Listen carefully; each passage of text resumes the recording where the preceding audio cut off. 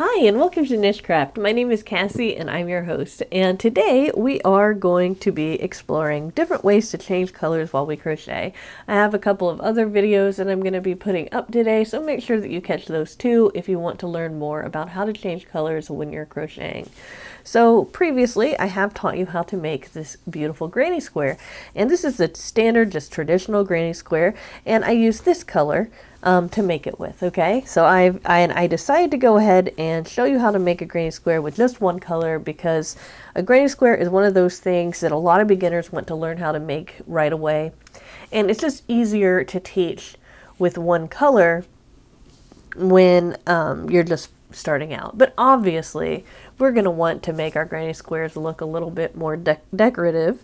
So I wanted to go ahead and show you how to make a granny square that changes colors. And this is going to be something that you're going to have to figure out for yourself as far as which colors to use, all right? I'm just going to give you tips about how I would pick the colors to use, but this is by no means a rule. This is one of those things that this is the way I do it, but if you have a color palette in your mind and you want to do it that way, that's fine, okay? There's no right or wrong way to pick colors when it comes to this kind of stuff. Of course, there's ways of using the color wheel to help inform your decisions about how to use color when you're crocheting, but it is all up to you and your creativity as far as what colors you use. For this particular tutorial, I decided to go ahead and use the same color that I was using before, which is this purple. And I've decided to also bring in this rose pink. And this is an off-white color too. And what I'm going to do is, because I think that these two colors don't look that great together, but they might look good in a granny square, is I'm going to separate these two colors by this off-white color. So I'm going to go ahead and just move this to the center just so you guys can see my vision of what that's going to look like. Okay? And I think I'm going to go ahead and start out with this rose color. All right? So I'm going to go get my crochet hook, and I'll meet you back, and we can make a granny square together. All right, see you then. All right, guys, I didn't come prepared. I have my eye hook. That's what I prefer to use with this particular weight yarn. The weight is not told to me on the label, so I actually don't know what weight this is, but I would guess that it is a size 4. There isn't any rule about what hook size that you have to use when you're using when you're making a granny square. So I would just tell you to go with the yarn of your choice and either the recommended hook size, or go with the yarn and whatever hook size feels most comfortable to you. All right. So we're going to be doing a granny square, and this can double up as a granny square tutorial, even though I already have a granny square tutorial for this traditional granny square on my YouTube page. So just know I'm going to go ahead and put this in the granny square tutorials. So the very first thing that we're going to do when we make a granny square is that we are going to make a slip knot, and we're going to put that slip knot on our hook. Now, there are different ways that we can make a circle to crochet into, but I'm going to use the easiest method for beginners, which is to chain 4, 1, 2, 3, 4, and then join by putting your hook through that first chain and pulling a loop through, and then pulling a loop through one more time. And now we have this nice circle. I'll just go ahead and use my scissors to point to the middle of it. We have this nice circle that we can start crocheting into. All right. So the first thing that we're going to do when we start the first round of a granny square is that we're going to chain up twice, or however many chains that you need to reach a double crochet size. Some people prefer to chain 3. I prefer to chain 2. That is just a matter of preference. Now you're going to double crochet twice into that circle, and you double crochet by putting the yarn over your hook, so yarning over, all right, putting your hook into that circle, okay, pulling a loop through that circle. Okay, now we have 3 loops on our hook. Double crochet is pulling another loop through.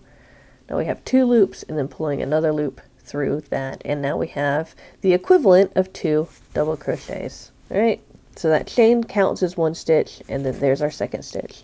Now we are going to double crochet one more time for a total of 3 double crochets. Okay, and we have made our first granny square cluster.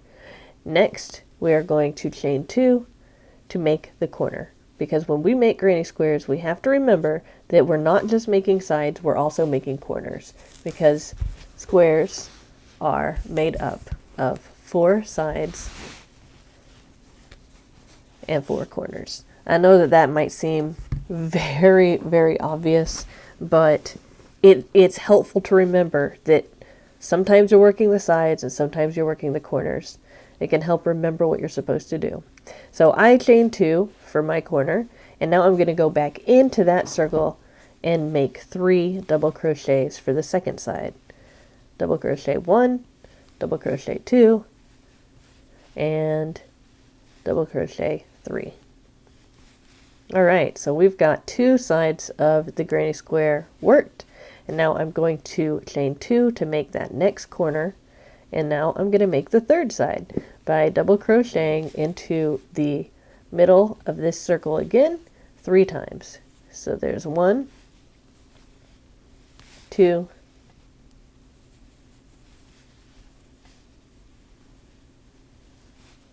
and 3.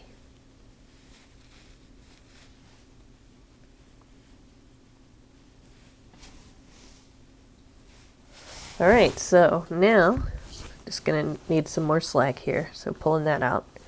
Okay, so now we have the first 3 sides and 2 corners. So we need to make a third corner and then make our 4th side by double crocheting 3 times into that circle. 1, 2, 3. All right, now we're going to chain 2 more to make that last corner. 1, 2. And the way that we attach this corner to the previous is that we are going to put that hook in the top of that chain 2, or if you decide to chain 3, on the top of that chain space that we made to be the equivalent of our second, or of our first double crochet. We're going to pull a loop through there and then pull a loop through the second, that second chain. And now we have a little tiny granny square. Now if you want to switch colors here, that's totally fine, but I'm going to do a second row in this color before I switch to that off-white color. So to do your second row, you're going to chain 2, or 3 if that's what you prefer, and then you're going to go back into that corner space and you're going to make the first cluster for your first side. Okay, so there is your first cluster. Okay, there's a chain 2, the chain 2, which counts as our first double crochet. Then here's our second and our third double crochet. Now in between the clusters on the sides, we're going to only chain 1. So I'm going to chain 1 and then make another cluster for that side by going into the next corner and creating the second part of that side. Every single time that we do a new round in granny square, we are going to add another cluster. So the first row had 1 cluster for each side. The second row is going to have 2 clusters for each side. So we're done making the first side. Now we're going to make the corner by chaining 2. Then we're going to go back into that corner space to make the cluster on the second side. So there's 1, 2, 3, and now we have our second granny square cluster. And when I say cluster, I just mean group, a group of 3 double crochets. That is not necessarily a technical term, but you might see the word cluster in a pattern, and what they're talking about is they will give you a stitch group that you're supposed to make in certain spaces along your pattern, and then when they refer to that particular group of stitches, instead of just writing out all the stitches, they'll just say say to make that cluster. So that's why I use that term, is because when I read patterns, I see it. All right, so in between the sides and in between the clusters on the sides, we only chain one because we're not making a corner. We're just making a side here. So now we're going to go into that corner again and make the second cluster on the second side by double crocheting 3 times into this corner loop here. All right, so now I'm going to chain 2 again, and I'm going to go back in here and make the third side right here by making a cluster there, chaining 1, making a cluster there. Then I'm going to chain 2 to make my corner. Then I'm going to go back into this hole right here, and I'm going to add another cluster for making this side, and then I'll chain 1 and make another cluster for making the last part of this fourth side. And I will meet you back there, and that is where we're going to change colors. All right, guys, see you then. Hi guys, so I have almost completed this second round. So I am going to double crochet into this corner again. All right, and then I'm going to chain 2, and I'm going to go into the top part of this chain that I made before. But this time, instead of picking up this rose color, I've decided that this is where I'm going to want to change colors. So I'm going to bring in this off-white color. So to do this, there's 2 ways to do this that are the more typical ways, okay? One is to just put this over your hook like that and pull up a loop through, all right? And then just kind of tighten them by pulling on the tails here, all right? And then you begin the next cluster by chaining 2, all right, and then double crocheting into that, right? So that's one way to do it. This is the way that I personally prefer, and I like to teach people the way that I prefer because typically my preferences have a reason. And the reason for this particular preference is that in my experience, I just feel like it's more secure if I go ahead and make a slip knot, and then when I go to change colors, I still slip stitch into that same spot, but instead I pull up this slip knot, and then I can tighten it here by pulling on the other end of it so that it's the right size for me. And then I can kind of pull on the other side, okay, so that it's the right size. So what I'm going to do is I'm going to slip stitch into this by pulling that loop through and then pulling it through again. All right, at this point, I'm going to snip off this color because I'm no longer going to be using this. I could always bring it back later, but I'm not going to be using this at this point. I can tug on these 2 little tails here to make sure it's nice and snug. And now we're going to continue making a granny square just like as if that color change didn't even happen. So we do the slip stitch, and that's where I change the color. Now I'm going to chain 2, 1, 2, and that counts as my first double crochet. Now I'm going to yarn over, go back into this corner space, and I'm going to make that second double crochet, and then I'm going to make the third double crochet. All right. And now, since we're on the 3rd row, we know that we're going to make 3 clusters for each side. And that's just how granny squares work. The first row, there's 1 cluster on each side. The second row, there's 2. And on the third, there's 3. And of course, when I say that, I just mean this is how the traditional granny squares work. Not every granny square is going to be made this way. So I'm going to go ahead and chain 1, because we chain 1 between clusters on the sides. And I am going to make a double crochet in between each one of these clusters from the previous round. In this case, I only have 2.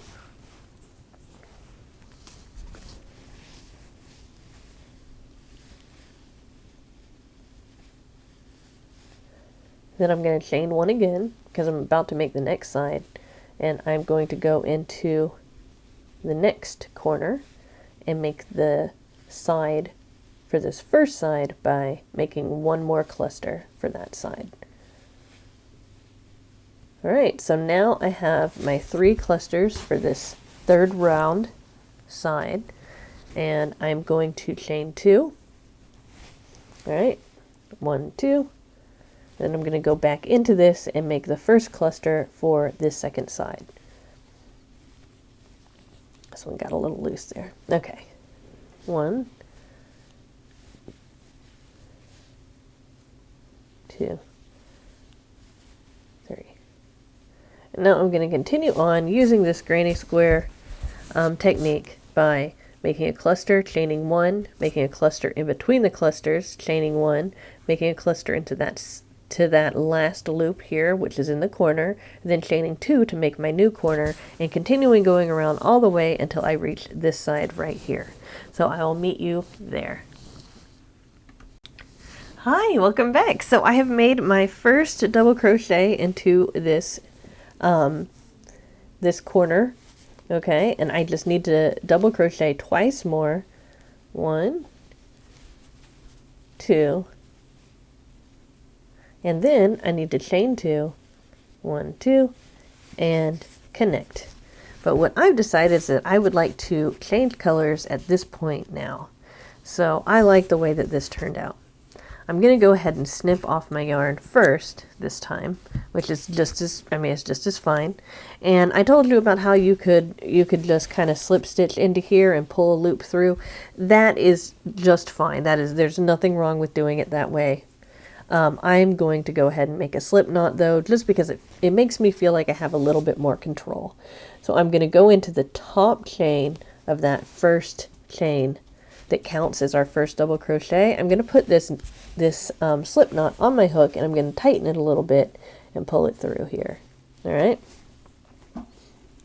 Now that I have that, I'm going to also pull it through the color of the previous row. Okay.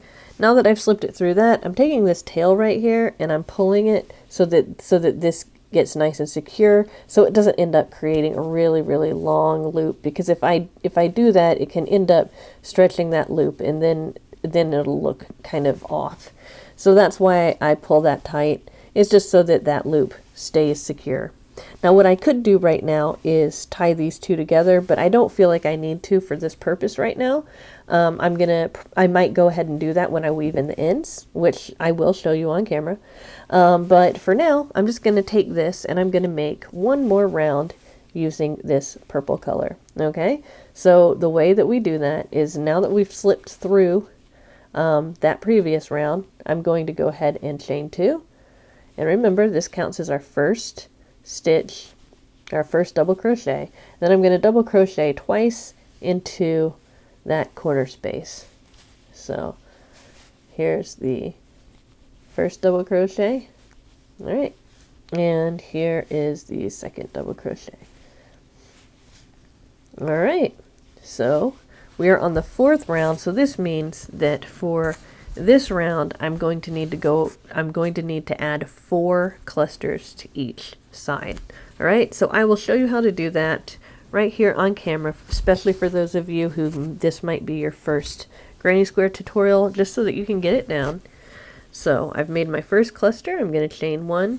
I'm going to make my second cluster in between the 2 from the previous row, and that is just 3 double crochets.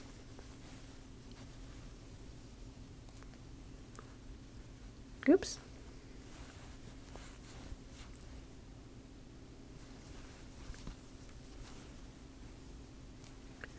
Alright, then I'm going to chain 1 again, and I'm going to put the next granny square cluster there. 1, 2, 3. Alright, then I'm going to chain 1 and put the next granny cluster right here in this corner space. But I'm not building the corner right now, I'm building the side.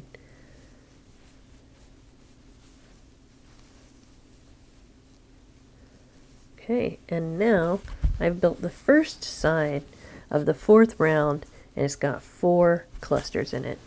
Now, because I'm making a corner, I'm going to chain 2. And I'm going to go back into this to start that second side by crocheting 3 double crochets into the same previous corner space, because I just made a new corner space. Alright, now what I'm going to do is I'm going to continue crocheting along this, making a cluster, chaining 1, and making a cluster in between each one of these, and making 1 on the side. Then I'm going to chain 2 to make my corner and turn, and I'm going to do the same thing for both of these, and I will meet you back when I join, and I'll show you how to weave in your ends. See you there. Okay, welcome back. So I have made all of the sides and the last cluster for the 4th round of this granny square. Now, of course, you can keep going and you can keep changing color whenever you want.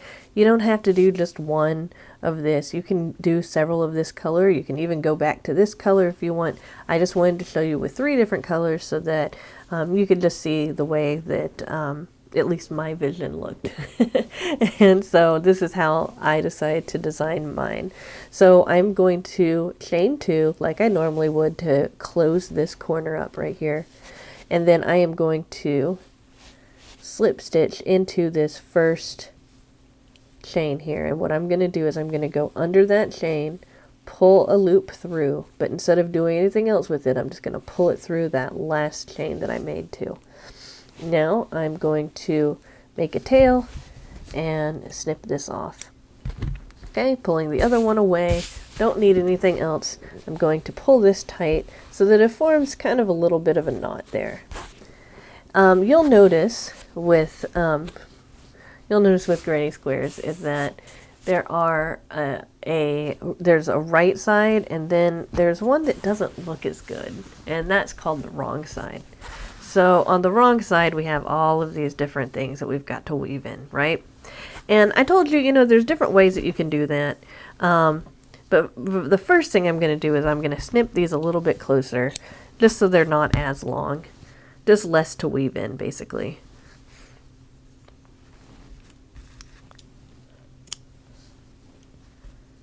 And generally, I am mindful of not leaving tails that are too long, but for this demonstration, it's better to just make longer tails so that I can show you exactly how I do this. It's easier to see, basically. So I'm going to get into my notions pouch here and find my yarn needle here. And oh, if you want to see this, I got this on Amazon. It's a large size of this. I just searched for, I think I searched for crochet storage cats or something like that. And I came up with this. My daughter has one that's the same thing, only the background color is blue. So yeah, and I can fit, my bigger hooks in here, right? It's got a couple of pouches, and then I can fit smaller hooks into this side, and then it's got another pouch. So that's what I was digging through there. So I've got this. I'm going to first start with this one, which was the very first tail. And there are these little products that will help you thread yarn through needles better. Okay, but for me, I like to just do it by hand because I can, I guess, and there's nothing wrong with you if you can't. It's just because I can't thread a regular needle with regular thread. And again, I know that there are different tools that can help you thread both. So just wanted to make sure you guys knew about that before you got frustrated trying to thread a yarn needle with yarn.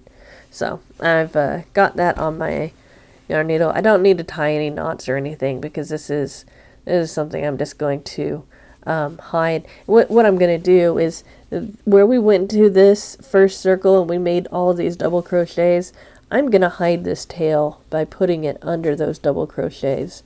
So I'm going to first put this yarn needle under these 3 loops here, or under these 3 stitches here.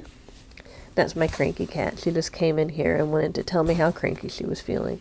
So I'm just going to pull that through there. And then I'm going to just continue hiding this tail by going through the loops in a circle.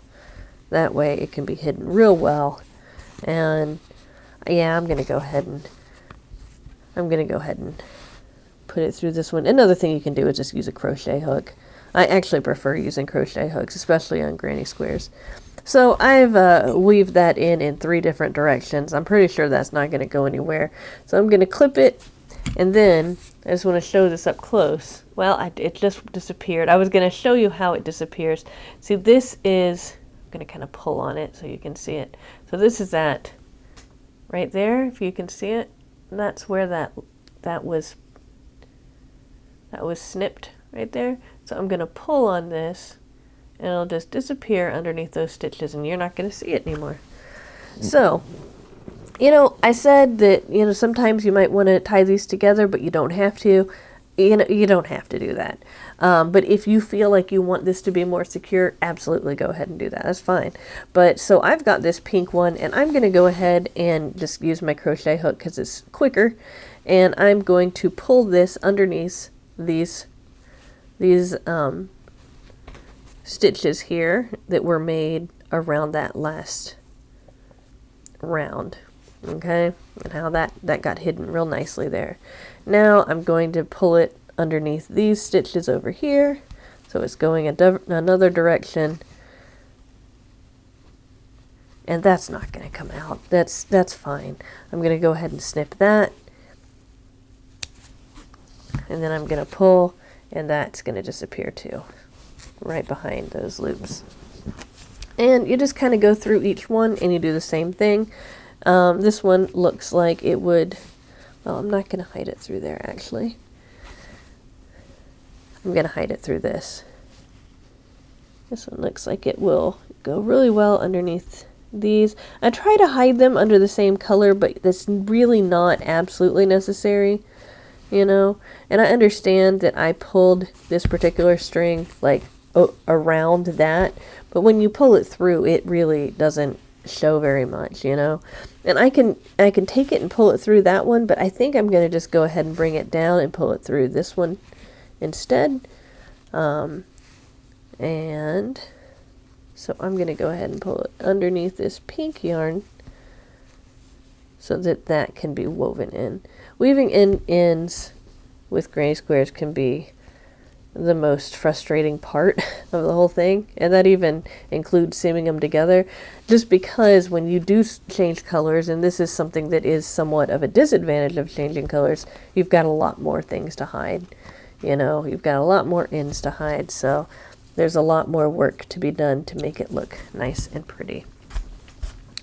You know, again, I just want to go ahead and walk you through every single one of these. I'm going to go ahead and pull this purple one through this whole stitch is around this corner right here.